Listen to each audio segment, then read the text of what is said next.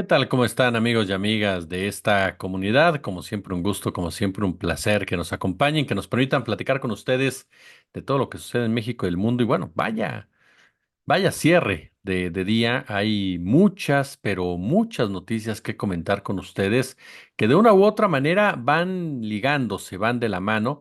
Si alguna nos queda pendiente, pues ya la pasamos para el en vivo de mañana, si ustedes son tan amables.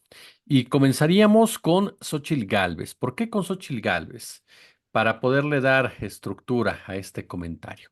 La nota es que la senadora de oposición, que por cierto ya fue multada por el Tribunal Electoral por el uso de los colores y logotipos del INE, recuerda esa estrategia tramposa, chapucera, desvergonzada de ese equipo de campaña de Fuerza y Corazón por México, que intentaban confundir a la ciudadanía y lo único que hicieron fue degradar al Instituto Nacional, dañar la credibilidad del árbitro electoral porque no faltaron los sectores que pensaron o creyeron que el INE estaba de acuerdo en que la oposición estuviera utilizando de manera, insisto, sumamente mezquina esos colores. Pues bien, ya fue multada por esto Xóchitl Gálvez y su equipo, pero ahora se reunió precisamente con los magistrados Felipe de la Mata y Felipe Fuentes, integrantes de la comisión sustanciadora para la calificación de la elección presidencial. Y a la salida de este encuentro, me llama mucho, pero mucho la atención, de verdad se lo digo, las declaraciones de Gálvez Ruiz, ¿no? Estas declaraciones que la pintan de cuerpo entero, en donde dice, yo quiero marcar al presidente López Obrador como un violentador, ¿no? Y dice, el tribunal debe de valorar las quejas y analizar las pruebas que presenté para acreditar la intervención del presidente en el proceso electoral. Sin embargo, cuando usted escucha el audio de Xóchitl Gálvez, en donde nos dice que el presidente le llamó botarga, le llamó gorda, dijo que estaba inflada, yo ya busqué, y a menos de que usted haya encontrado información, yo no encuentro ningún video, ningún audio en donde el presidente se haya referido a ella como botarga o que le haya dicho gorda. Jamás hace referencia a eso. Hay dos puntos, uno donde la llama cínica por el hecho de que se disfrazó de botarga, usted recuerda cuando apareció disfrazada de botarga, y dos, cuando hace el comentario sarcástico respecto a la bicicleta, ¿no? Que llegó en bicicleta y Andrés Manuel hace la referencia a los tamales. Creo que son los dos puntos que podrían considerarse en un momento dado más cuestionables, si usted lo quiere ver así, aunque el primero de ellos no sé por qué, porque a final de cuentas, decirle cínica a alguien no es estar denostándola por su género, ¿no? Ni tampoco estarla golpeando de una manera malsana. Es una crítica a un comportamiento por parte de un actor político y que en ese momento era legislador, no estaba como candidato a la presidencia de la República. De ahí el hecho de que diga tramposamente, insisto, que se le llamó gorda, yo no encuentro ninguna referencia que el presidente haya hecho al físico de Xóchitl Gálvez. Y cuando dice inflada, fíjese usted, es a lo que voy. A mí sí me indigna ese nivel de cinismo de esta mujer, porque sigue siendo senadora y sigue siendo una mentirosa. La señora dice, me llamó gorda, me llamó inflada. No, se habló de que está inflada por Claudio X González y por los medios. Y claro que sí, pues ahí están los datos, ahí están los números. ¿Qué no se da cuenta? No lee, nadie la asesora, nadie se le acerca.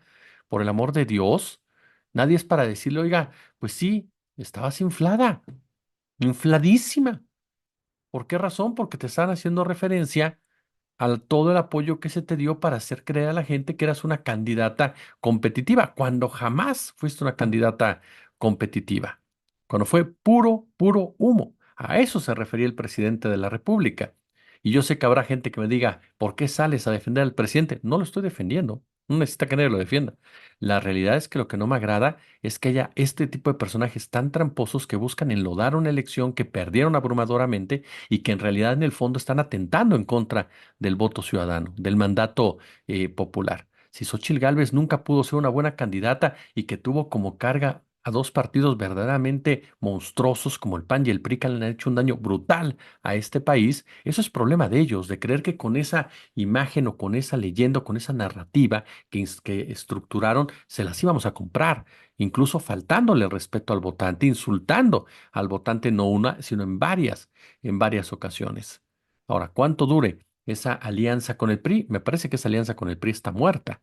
Después de las actitudes de Alejandro Moreno, su reelección, su presunta separación del neoliberalismo, el Partido Acción Nacional tendría serios problemas si se atreviera a mantener una alianza con Alejandro Moreno. Y le digo que prácticamente está muerta porque Jorge Romero, quien usted lo sabe, es uno de los suspirantes al lugar de Marco Cortés, incluso es apadrinado por el propio Marco Cortés, es apadrinado por Vicente Fox, por Ricardo Anaya, por Diego Fernández de Ceballos, por este grupo del cual ya hemos hablado muchísimo. Bueno, dijo que el PAN podría proponer una pausa en su alianza electoral con el PRI.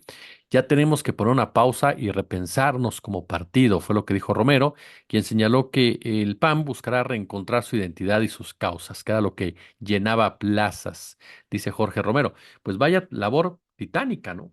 Viniendo de alguien que lo último que tiene es un conocimiento tácito de lo que es la derecha y que ha basado toda su trayectoria política en el pragmatismo, en donde se ha sumergido junto con otros personajes en una simbiosis empresarial que para ellos lo único que importa es ganar votos, sea como sea, y que han hecho de la frase haya sido como haya sido un verdadero mantra, ya que Jorge Romero y todo el séquito que lo rodea son herederos precisamente de todas las triquiñuelas, de todas las trampas, de todas las desvergüenzas de Diego Fernández Ceballos o de Felipe Calderón Hinojosa, del propio Vicente Fox. Esos tres son sus referentes, aunque tengan diferencias con alguno de ellos.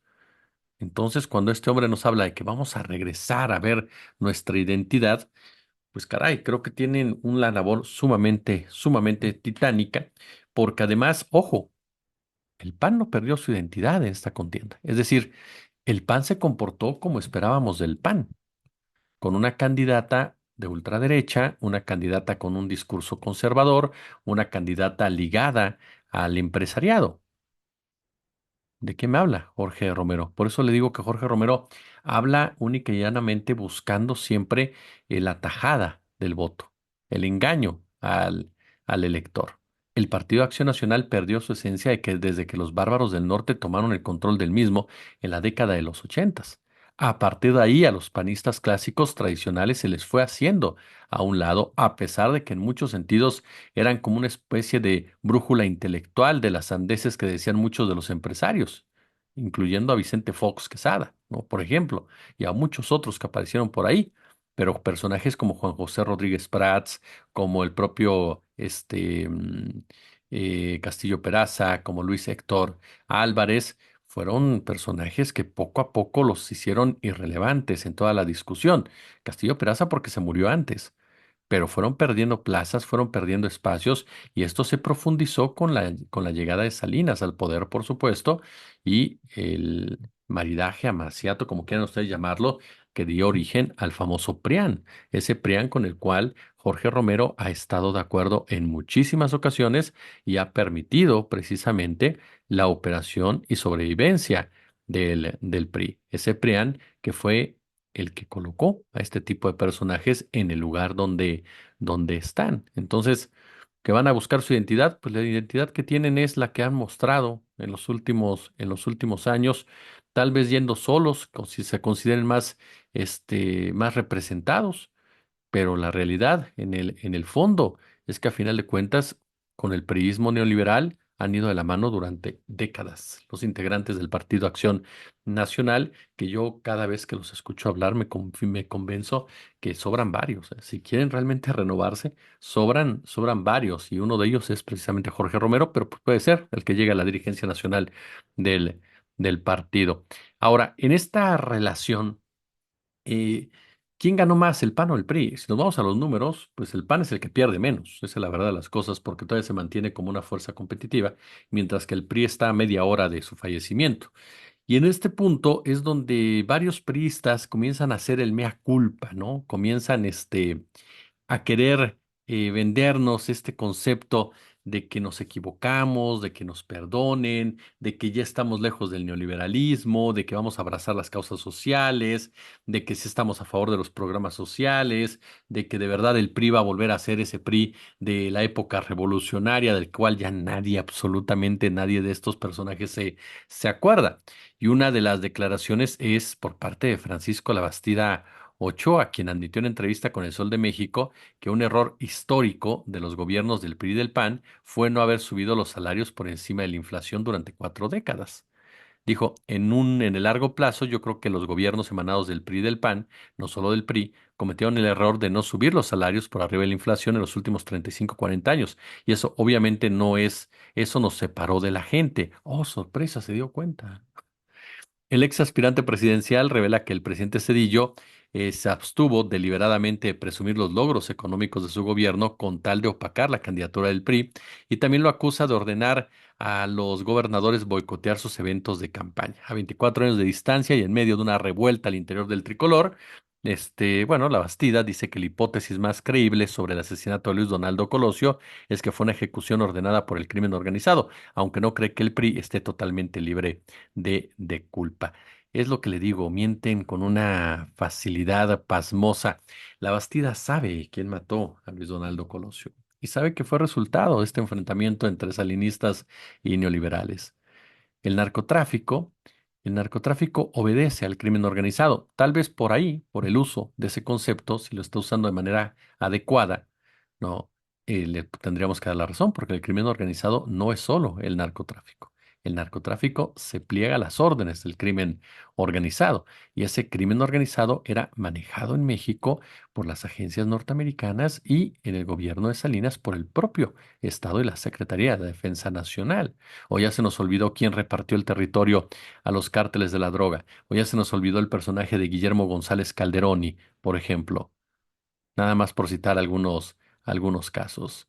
Entonces, claro que el PRI siempre fue un narcopartido y el Partido Acción Nacional también se convirtió en un narcopartido porque ambos avalaron el ejercicio del crimen organizado como una forma de gobernar con sus distintas tonalidades y distintas intencionalidades o intensidades, perdóname usted, convirtieron a este país en un cementerio, con la necropolítica como una carta de presentación. Cierto, Calderón lo llevó ya al extremo como apátrida que era, ¿no? Pero los demás no se escapan, de la confección que fue dándose en torno precisamente a ese estado criminal. Por lo tanto, ahora que venga la Bastida a decirnos, ups, nos equivocamos, perdón, yo no creo que es un motivo para aplaudirle, es un motivo para recordarle que es un cínico, que es un desvergonzado, que es un tipo que ahora que ya va de salida, quiere lavar un poco su cara, ¿no? Cuando él fue parte de un gobierno como el de Ernesto Zedillo y desde la Secretaría de Gobernación, en muchas ocasiones avaló no subir los salarios. Y también como legislador, lo recuerdo perfectamente. No fue de los que votara a favor de los trabajadores, siempre votó en contra del trabajador y a favor del empresariado. Y eso de que nos venga a decir ahora, no, es que boicotearon mi campaña, era alternancia pactada, don Panchito, ¿para qué se hace? Si usted lo sabe bien, a usted lo puso Cedillo porque iba a perder, porque era más fácil de controlar sus rabietas al final que las de un Roberto Madrazo o las de un propio Manuel Bartlett. Por eso lo pusieron a usted, porque era mucho más manipulable. Siempre fue un personaje sumamente gris del PRI y el mejor ejemplo fue cuando Salinas de Gortari le metió al ejército en Sinaloa, porque supuestamente no controlaba usted a sus cuates del narcotráfico.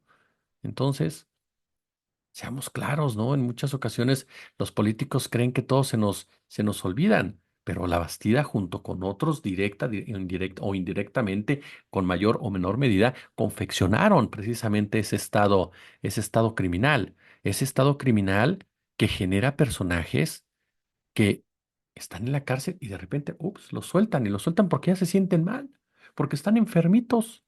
Entonces, como ya se enfermaron, ¿verdad? Pues ahora hay que soltarlos. Le tengo dos casos al respecto. Un juez federal otorgó un amparo a José Luis Abarca que le permitiría seguir su proceso en libertad. Aseguran que tiene problemas de salud para continuar en prisión. Él es acusado de presuntos delitos de delincuencia organizada.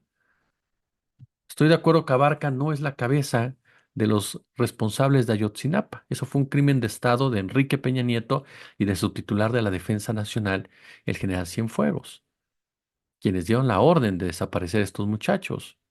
Más bien dicho, quienes ampararon a quienes dieron la orden de desaparecer a esos muchachos. Abarca fue un peón, estoy de acuerdo, pero aún así es responsable. Es responsable por permitir que el crimen organizado operara como operara. Es responsable porque era socio de los criminales, aunque tuviera un estatus bajo.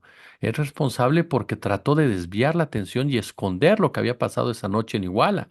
Yo recuerdo perfectamente porque después de que se da a conocer la nota, una nota en torno a que se había un presunto ataque, se había dicho, buscamos a Barca. Y a Barca lo que nosotros nos dijo es, no, pues no pasó nada, todo está tranquilo. Incluso salió a bailar, si no mal me equivoco. Hay un video donde sale a bailar después de esa noche, ¿no?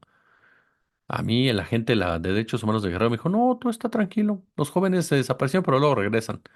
Así, de ese nivel de cinismo de la mano de don Ángel Aguirre, quien por cierto permitió cavar que su esposa, que era hermana de uno de los integrantes de Guerreros Unidos, a los capos a los que les echaron la bolita, ¿no? Salieran cuando Miguel Ángel Osorio Chong ya los tenía ubicados como chivos expiatorios.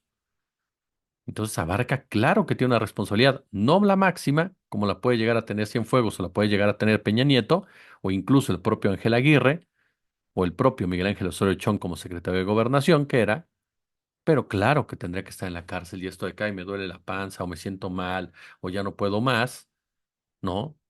Lo único que pinta es cómo se aprovechan de ciertas situaciones para tratar en un momento dado de seguir adelante. Y el otro punto que también sale es Thomas Yarrington. El gobierno de Estados Unidos liberó al ex mandatario de Tamaulipas, ¿no? De una prisión federal. Esto lo firmó ya el diario tejano MYRGB. De acuerdo con los registros carcelarios, la información firmada por el periodista Mark Reagan sostiene que Yarrington fue liberado el 3 de julio, aunque había sido sentenciado a 9 años de prisión el 15 de marzo del 2023. Yarrington, que usted sabe, junto con Eugenio Hernández y junto con Francisco Javier Cabeza de Vaca, incluso con Manuel Cavazos, nada más que Manuel Cavazos no le han podido comprobar nada porque es uno de esos caciques con un colmillo así, ¿no? Y que impide muchas veces que su nombre se toque por temor los reporteros de sufrir algún tipo de represalia. Pero desde Cavazos, este tipo Tomás Yarrington, para mí es uno de los más deplorables, él y Eugenio Hernández, porque durante sus respectivos mandatos fue que los Zetas hicieron lo que quisieron.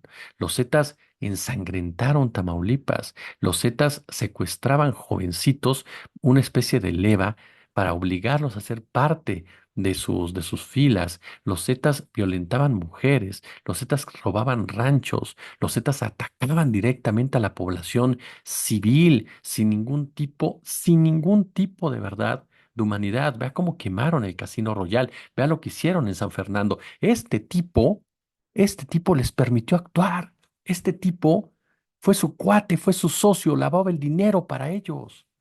De ese nivel es Tomás Yarrington y el propio Eugenio Hernández, y ni hablar de García Cabeza de Vaca, ¿no? Que está prófugo literal y que es otro exgobernador también que permitió, en este caso, el cártel del Golfo y el cártel del Noreste, que bueno, el cártel del Noreste son los Zetas disfrazados con otras siglas, ¿no? En muchos sentidos. Y estos personajes les permitieron actuar. ¿Qué tipo de ser humano puede ser cuando te das cuenta cómo están afectando a tu población civil? O sea, no están peleando con otros narcos, no están disputando el territorio con otros narcos, están matando a gente inocente, están violando a gente inocente, están masacrando a gente inocente, robándole su tranquilidad. Y tú eres su cuate, eres su socio, eres su aliado, ¿no? Y nos damos cuenta cómo al gobierno de Estados Unidos eso le importa un pepino. A ellos no les importa el gobierno, la violencia en México. Lo que les importa simple y llanamente, es hacer su jueguito de la guerra contra el narco. Detengo por aquí, libero por acá, suelto a este que me da algunos nombres, esos nombres voy a agarrar otro para que mediáticamente sigamos aceitando la máquina y me sigan dando millones y millones y millones y millones y millones para mis agencias. Esa es la realidad y podamos seguir interviniendo en los países. Eso fue lo que le escaló con López Obrador, que le puso un alto a la DEA. Eso fue lo que le molestó muchísimo a Estados Unidos y a la derecha norteamericana. Y ahora pues sueltan a Yarrington porque a final de cuentas, ojo, los gobiernos de Tamaulipas, los gobernadores de Tamaulipas han estado relacionados durante mucho tiempo con el establishment norteamericano. Por eso García Cabeza de Vaca lo protegen los Bush y lo protegen incluso los Clinton. Son relaciones. ¿Y quiénes han estado al frente de las secretarías de Estado? ¿Quiénes han estado al frente de la CIA? ¿Quiénes han estado vinculados con la guerra contra el narco, la falsa guerra? Los Clinton y los Bush. ¿Por qué protegen a los mandatarios de Tamaulipas? Por los servicios que les permiten, que les hacen. desde la penetración de militares norteamericanos, agentes norteamericanos, explotación de recursos naturales para su propio beneficio. Pero ahí está, ¿no? Thomas Yarrington, quien, insisto, en esa época los Zetas tenían carta abierta totalmente. Y él les permitía que hicieran lo que quisieran. ¿Por qué? Porque los Zetas, sabíamos perfectamente y se ha denunciado, siempre fueron respaldados por la Sedena en nuestro país. Y siempre fueron respaldados, por supuesto, por diversos personajes del otro lado de la frontera. La Sedena nunca desconoció a los Zetas como sus integrantes, ¿no? Entonces nos topamos con personajes de esta calaña, de este nivel, y te pones a pensar y dices, ¿qué sigue? Bueno, lo que sigue, para terminar con broche de oro, que esta sí es una buena noticia, ya para no hacer tanto tanto coraje, es que un juez determinó que Grupo Electra, propiedad de Ricardo Salinas Pliego, tiene que pagar al SAT adeudos de impuestos sobre la renta de los ejercicios 2008, 2010, 2011, 2012 por 24.000 millones de pesos actualizados al día de hoy. Eso es lo que se reitera en este tema que ya le habíamos dado a conocer, si usted no mal recuerda, que se había presentado esto, si no mal recuerdo yo, en el mes en el mes de junio, se había adelantado ya precisamente esta noticia. Bueno, ahora precisamente se ratifica que debe de pagar los 24.000 millones de pesos. Este empresario, el famoso tío Richie, que ha insistido no una, sino en varias ocasiones, ¿no? De que él no debe absolutamente nada, que todo ha sido una extorsión en su contra y que él lo que debe lo pagó. Cuando todos sabemos perfectamente las condonaciones de las que fue beneficiario, cuando todos sabemos perfectamente la manera en cómo sus contadores pueden aprovechar cualquier tipo de resquicio, ¿para qué razón? Para poder en un momento dado, ¿no? Pagar, si deberías de pagar 10 pesos, pues te pago solamente uno. Por lo tanto, ya quedó obligado a pagar 24.000 millones de pesos porque ya perdió los dos juicios de amparo en su contra. El 20º Tribunal Colegiado en materia administrativa de este primer circuito, integrado por una magistrada y dos magistrados, ya le negó el amparo al grupo empresarial que preside Salinas Pliego.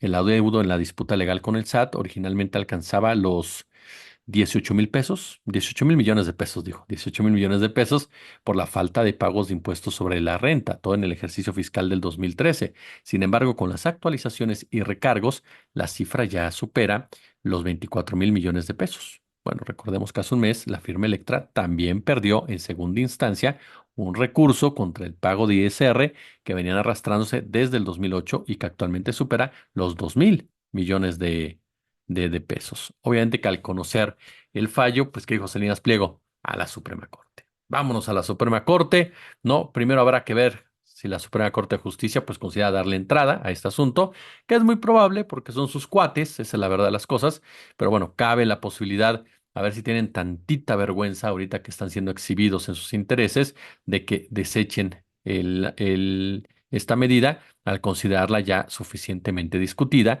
y avalen el fallo ya emitido en segunda instancia por la magistratura, porque recordemos que no todos los casos deben de ser atraídos por la Suprema Corte. Esto incluso conlleva violación a los derechos humanos, principalmente si no se acreditan los casos, si no se acreditan los casos de la segunda instancia, ¿no? Que podrían ser, que podría ser considerada como la última instancia y por ende su fallo ser vinculante y ser definitivo. Sin embargo, sea cual sea la cantidad final que tenga que pagar Ricardo Salinas Pliego, pues hablamos de cantidades enormes, especialmente para un país con esa cantidad de dinero, que con esa cantidad de dinero, perdón, podría realizar muchas obras con sentido social. Imagínense cuántas escuelas, cuántos hospitales, ¿no? Se podrían equipar, se podrían construir, cuántas becas académicas, deportivas, no se podrían dar para los niños, para los jóvenes, por ejemplo. El pago de impuestos como el ISR es un enorme esfuerzo que realizan millones de personas que trabajan muy duro para sacar adelante sus pymes, para trabajar a partir de su salario que se les descuentan, ¿no? Así que perdón, este hombre que debe tanto dinero, pues debería simplemente de ya dejarse paparruchadas y pagar lo lo que debe. Estas son muy buenas noticias para el gobierno mexicano y para el país en general, para tratar de poner en orden a estos verdaderos caciques que se sienten libertarios, que se sienten líderes y bueno, para algún sector de la población que sigo sin entender por qué los admira, sí hemos hecho ya muchos análisis de los pobres de derecha, sí tratamos pues sí, de conocerlos, ¿no? De conocerlos. eh, y corrijo, no es que no los entienda, porque sí llego a saber por qué lo defiendo, o sea, sí lo llego a saber, pero me sigue indignando mucho que lo hagan. Perdón, pero es indignante que salgan a defender un tipo que, caray, ¿no? Ha robado con este tipo de actos, ha abusado, ha despojado, se ha aprovechado y que haya gente que salga a defenderlo porque es el tío Richie. Bueno, pues ahí tienen ustedes esta serie de noticias, un poquito largo. Espero que les haya gustado, por supuesto. El pulgar arriba, si les gustó, compártanlo, por favor, muchísimo. Nos ayudan con esa acción, así como también, por supuesto, si nos dejan su comentario, su crítica, su opinión, si nos permiten también ser parte de sus canales, si se suscriban a nos permiten que nuestra comunidad siga creciendo, la comunidad que ustedes han venido construyendo. Y por supuesto que le den a las notificaciones de YouTube, a las notificaciones del canal y que nos permitan, por supuesto, seguir adelante. Yo les agradezco muchísimo. Si hay chance, si hay posibilidad, échenos super chat, échenos super gracias. Si no, con todo lo demás que le pedimos, fundamental para que el canal siga creciendo. Gracias. Muy, pero muy buenas noches y como siempre un gusto, como siempre un placer. Nos vemos mañana a las 11 de la mañana.